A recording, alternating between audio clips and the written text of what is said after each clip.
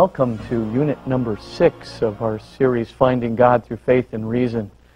Again, we are working on chapter 2 of the book, New Proofs for the Existence of God, and trying to address this content to people who might want to be more edified in their faith, and even some people who might be struggling with their faith that you might know. What we're going to do now is we're going to bring some closure to this metaphysical proof for the existence of God. And we saw in episode number 1 and number 2 that there had to be at least one unconditioned reality. And then in our second episode concerned with the metaphysical proof, we saw that one unconditioned reality would have to be absolutely simple. And because absolutely simple, unrestricted, and one.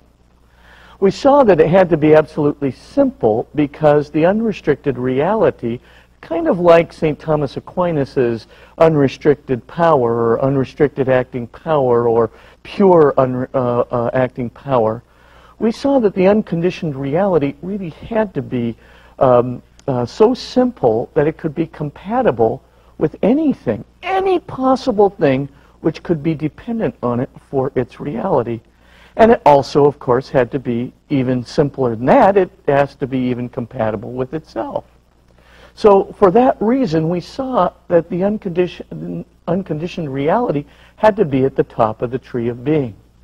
We then noticed that because it was up at the top of the tree of being, that it had to be unrestricted. That is to say, absolute simplicity is unrestricted in the sense of having no restrictions or finitude or boundaries. We're speaking in the via negativa, the negative way. We can say what a thing is not, but we can't really say what it is, because if we lose it when we try to say what it is, because we'll put a restriction or a boundary on it. But we know it has no intrinsic or extrinsic boundaries because it is absolutely simple, because it does have to be compatible with every possible reality.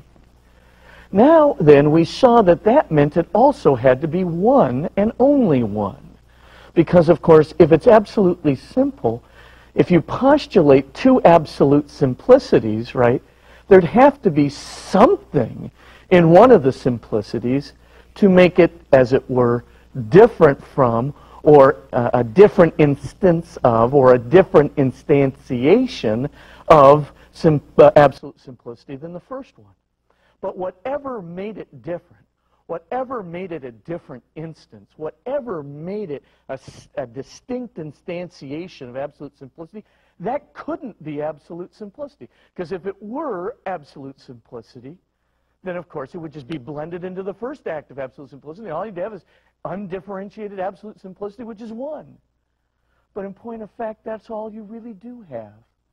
Because anytime you postulate a second absolute simplicity, it's going to be a fake.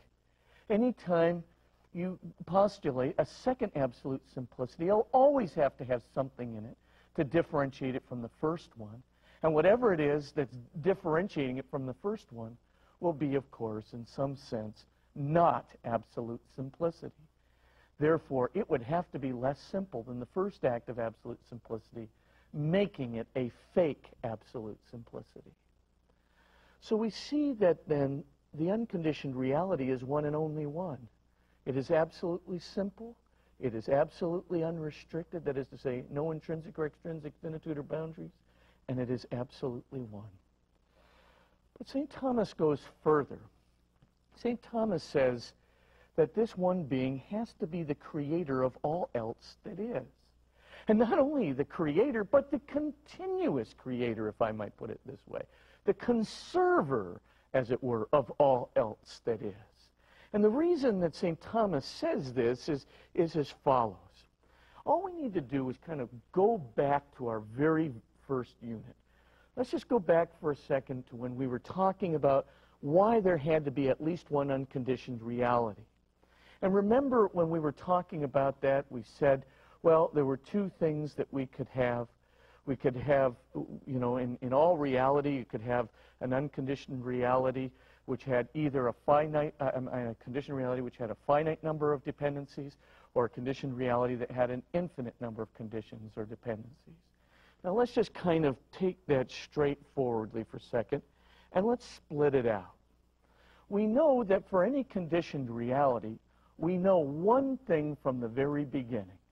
We know that it could not have an infinite number of conditions. That's the one thing we know from the beginning.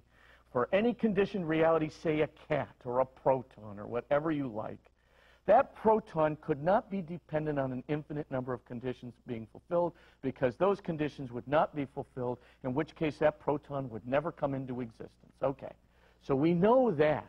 So X that option out. You couldn't have infinite dependence. And then we said, therefore, you'd have to have finite dependence.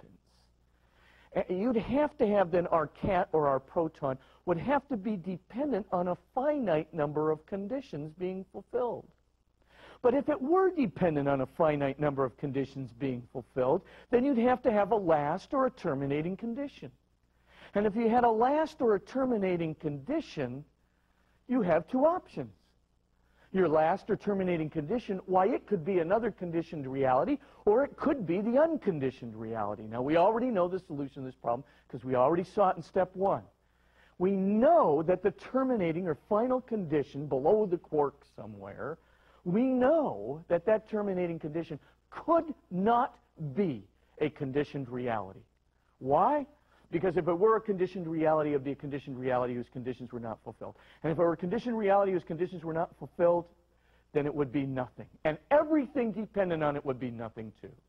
So our cat has only one option. Our cat has to be dependent on a finite number of conditions, which means it has a final or last condition, and we know what that final or last condition must be. It must be an unconditioned reality. Now, in the second place, we know, because an unconditioned reality has to be absolutely simple, because it has to be compatible with every possible reality, and therefore could not have a boundary which could exclude it from any possible conditioned reality. Therefore, we know that that absolutely simple, which has to be unrestricted in the sense of no extrinsic or intrinsic boundaries, has to be absolutely one. And there can be, therefore, one and only one unconditioned reality, which must lie at the bottom of the finite number of conditions which every conditioned reality is dependent on. That one and only one unconditioned reality, all second unconditioned realities are fakes, because they'll have to have something in them to differentiate them from the first one, which would make them less than absolutely simple. Boom, just that plain. Now, that one unconditioned reality, just lying at the bottom then of that line, it has to lie. That one unconditioned reality, because there's only one in the set of all reality, that has to be then the unconditioned reality which grounds not just our hypothetical cat, it has to ground every single solitary thing in reality. It's really easy to see this. Why is that? It is so because, just take a look for a second here. Just think for a second, I've got the set of all reality. How many unconditioned realities do I have in the set of all reality? One and only one. Therefore, what else is everything else in reality? If I only have one unconditioned reality in the set of all reality, what then is the rest of the set of all reality? Has to be conditioned realities.